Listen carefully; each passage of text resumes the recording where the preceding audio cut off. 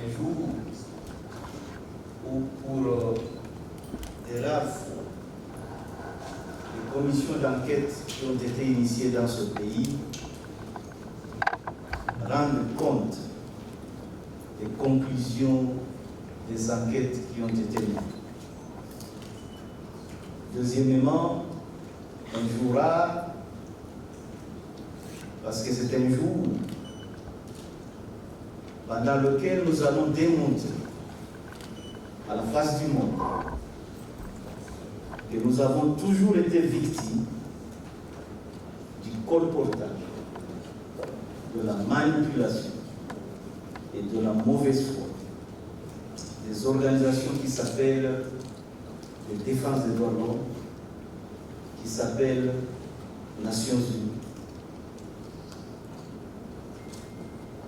qui ont toujours élaboré des rapports qui sont fondés sur de la propagande, qui sont fondés sur de la calomnie, qui sont fondés sur de la mauvaise foi. Nous allons les démontrer dans le rapport que nous avons élaboré, qui va revenir sur des faits, rien que des faits, et pas des interprétations de faits.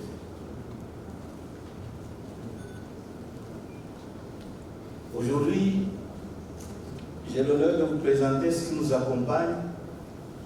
À ma gauche, comme l'a demandé, l'orateur du jour l'a demandé, il y a mon collègue Freddy Kaniki, qui est coordonnateur adjoint du mouvement chargé des questions mobilisation, parce que la mobilisation a toujours été oubliée, des questions de mobilisation, des questions financières et des questions économiques. À ma droite, le secrétaire permanent du mouvement que vous connaissez, Delion Kimbulumbu, qui est l'un des secrétaires permanents, parce que nous en avons deux. L'autre est à droite, il s'appelle Benjamin Bonifa. Et ensuite, nous avons notre point focal en matière de communication, qui s'appelle Laurence Kanuka, qui a toujours l'habitude d'être au contact avec vous. L'Alliance Fleuve Congo, AFCM 23, tient à apporter un éclairage juridique et factuel sur les accusations et les allégations récemment portées à son encontre par des organisations internationales travaillant habituellement dans le suivi des questions des droits humains, parmi lesquelles Amnesty International, Human Rights Watch, MONUSCO et certaines institutions internationales et gouvernementales qui soutiennent injustement le régime défaillant de Kinshasa. Ces allégations qui ne reposent sur aucun fondement juridique probant et aucune preuve portent atteinte à l'image de notre organisation, décrédibilisent les institutions accusatrices et violent tous les principes d'équité, de professionnalisme et même de respect des droits fondamentaux garantis par la Constitution de la République démocratique du Congo, ainsi que par des institutions juridiques internationaux, des instruments juridiques internationaux auxquels le pays est parti.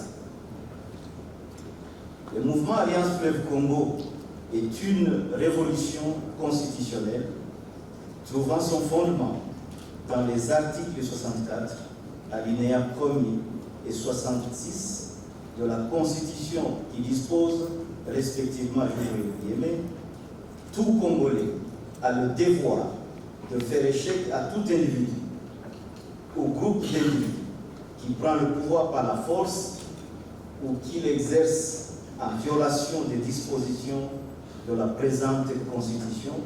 Je ferme le guillemets et j'ouvre encore le guillemets. Tout Congolais a le devoir de respecter et de traiter ses citoyens sans discrimination aucune et d'entretenir avec eux des relations qui permettent de sauvegarder, de promouvoir et de renforcer l'unité nationale, le respect et la tolérance réciproque. Il a en outre le devoir de préserver et de renforcer la solidarité nationale régulièrement lorsque celle-ci est menacée, je ferme les guillemets. À cet effet, dans le respect du caractère sacré de la vie humaine, il est engagé dans la défense des aspirations légitimes du peuple congolais, agit dans le strict respect des normes constitutionnelles et des principes démocratiques.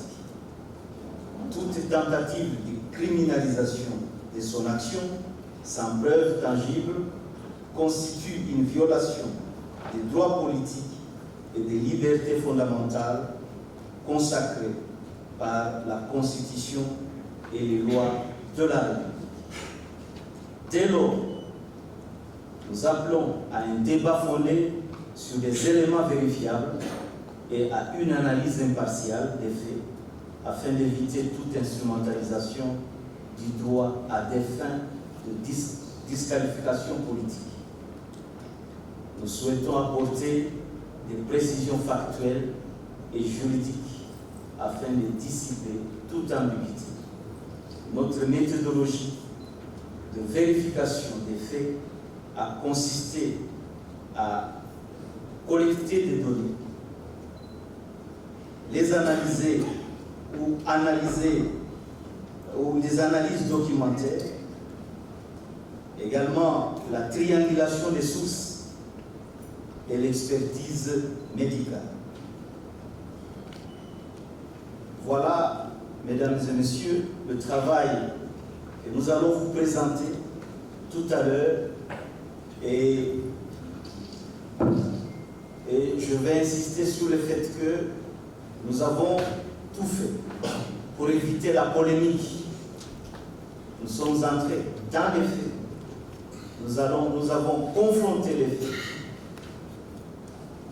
Nous avons relevé les contradictions au sein des propos de l'accusateur. Nous les avons confrontés aux faits et nous avons laissé parler, tout simplement, sans engager la polémique, sans entrer dans les intentions à prêter à celui-ci ou à celui-là. Nous sommes restés dans les faits et nous voulons que ces faits soient respectés par tous ceux qui ont élaboré des rapports contre nous. Je vais demander à notre secrétaire permanent, le camarade Elio Kimbouloupou, pour qu'il nous présente l'économie du rapport que nous avons élaboré. En parcourant ce tableau, vous vous rendrez compte que la SR23 révèle, après analyse critique, plusieurs incohérences dans les chiffres signaux avancés. Nous sommes sur le tableau des bilans des membres.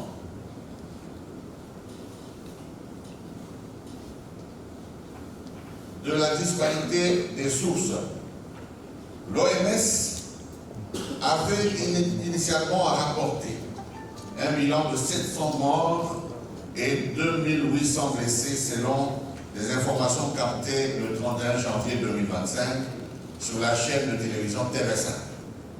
La même organisation OMS, au cours de sa conférence de presse au siège de l'ONU à New York, le 3 février 2025, avait retenu un bilan de 787 morts et 3000 blessés. Enfin, M. Patrick Mouyaya, porte-parole du régime de Kinshasa, avait quant à lui avancé un chiffre de 700 morts et 3000 blessés, ce qui est différent de celui qui sera communiqué par la suite par son collègue Roger Kamba, ministre de la Santé, en date du 13 février 2025, avec un bilan de 3000 morts et 4260 blessés. De l'incohérence arithmétique, le même ministre de la Santé, Roger Kamba, a déclaré un bilan de 3000 morts, dont 458 étaient déjà enterrés et 939 corps conservés dans les morgues de la ville. Dans l'hypothèse où ce qu'il dit serait vrai, la sommation de ces chiffres donnerait plutôt un bilan de 1397 morts. Étonnant tout de même de constater que deux membres d'un même gouvernement avancent des chiffres contradictoires autour d'un même sujet. Nous avons pris soin de pouvoir inventorier tout ce que nous avons comme hôpitaux, disposant d'un dispositif d'accueil de morgue.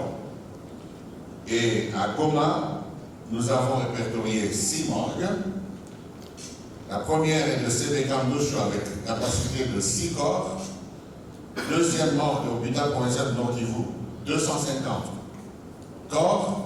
Charité maternelle, 10. Hôpital militaire de Katindo, 110. Hôpital de Kéchéro, 9. CBK Virunga, 6. CBK Virunga, 6. Donc, pour un total de 391 corps possibles à être conservés dans la ville. Ceci démontre qu'il y a eu exagération dans les chiffres avancés par les uns et les autres. Les 6 hôpitaux de Goma disposant donc des morgues ont une capacité d'accueil limitée, ce qui ne correspond pas au nombre de corps à l'élite. Du profil des morts, les données prélevées indiquent que les corps retrouvés appartenaient à des combattants, d'une part de la coalition des forces du régime de Kinshasa, FARDC, FDLR et Wazalendo, et d'autre part aux combattants de l'armée révolutionnaire congolaise, en tout cas le nôtre aussi, ARC, et non des civils. Bilan documenté. Le bilan est connu par l'Alliance Fleuve Congo, en dehors des blessés et de 874 morts, qui sont tous des combattants. Ce chiffre est corroboré par les données du service de protection civile et les registres hospitaliers. Les différents corps sans vie ramassés dans la ville de Goma par les volontaires de la Croix-Rouge étaient constitués des éléments de l'ARC, comme je l'ai dit, des éléments de la coalition de Kinshasa, FARDC, Wazalendo et FDLR, et voilà donc les 2 composantes.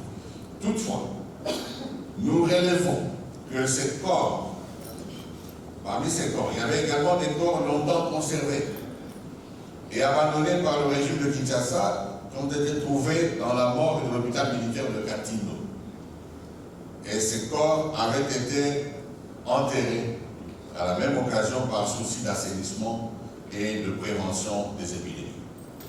Selon les données prélevées par les experts de la sous-commission, allégations, accusations et abus de la FCM23 en collaboration avec les services de protection civile, la division provinciale de la santé, le CICR et la Croix-Rouge de la RD Congo, un nombre total de 874 corps a été donc enterré en toute dignité dans les tranchées individuelles entre le 2 et le 13 février 2025, répartis comme suit. Nous avons donc un tableau des enterrements. Le 2 février 2025, 18 corps ont été enterrés au cimetière de Litige et ces corps provenaient de l'hôpital militaire de Katindo. Le 3 février 2025, 78 corps ont été enterrés au cimetière de Litige qui provenaient de l'hôpital provincial du Nord-Kivu. Le 4 février 2025, 57 corps ont été enterrés au cimetière de Litige et ces corps provenaient également de l'hôpital provincial du Nord-Kivu. Au 5 février 2025, 27 corps ont été enterrés à Litige et ils provenaient de Kéchéro. Le 6 février 2025, 153 corps. Plusieurs institutions et organisations internationales ont accusé faussement la FCM23 de procéder à des recrutements forcés des écoliers, des étudiants et autres.